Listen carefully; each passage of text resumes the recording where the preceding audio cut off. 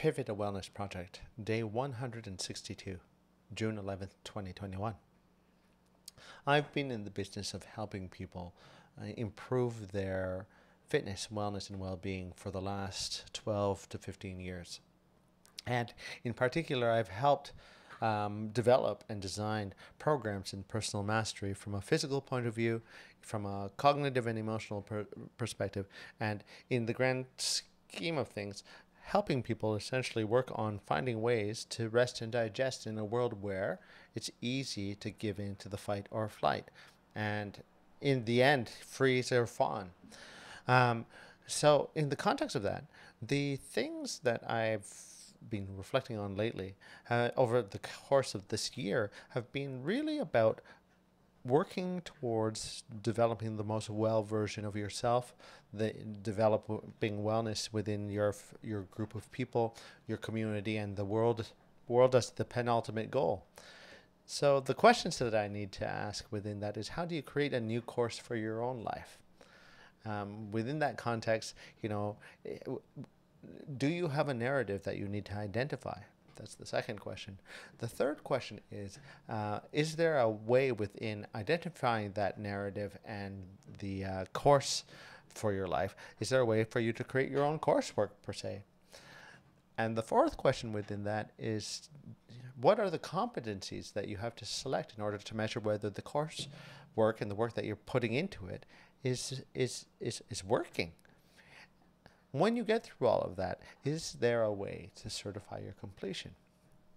I think in the context of the coaching world, it's really easy for me as a coach to come up with these kind of questions and just fire them out there into the universe of the video world, and people go, oh yeah, next.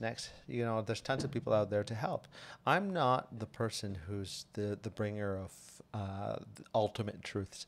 In fact, I think from a coaching perspective, what we all have to offer in terms of to each other, and where coaches just harness it, is a way for us to listen, learn, and be compassionate in our listening and learning to help each other be courageous in making our choices. So in the context of that, where I draw from principally is having helped people from a physical perspective in terms of people working on somatic issues and body work, in order to progress their strength and wellness in this world. In the context of the transferability of that into other areas that are more cognitive in nature, in terms of also how the world affects you from an emotional perspective, how you need to make moral decisions in order to move forward in life, how those decisions and the emotions and the feelings and the sensations within your body affect your interpersonal relationships, and how those all of that ultimately impacts your spiritual connection to the world and the impact of the world's meaning for you in terms of the great tapestry of the big blue dot, where we're traveling through life at hundreds of thousands of kilometers in space together.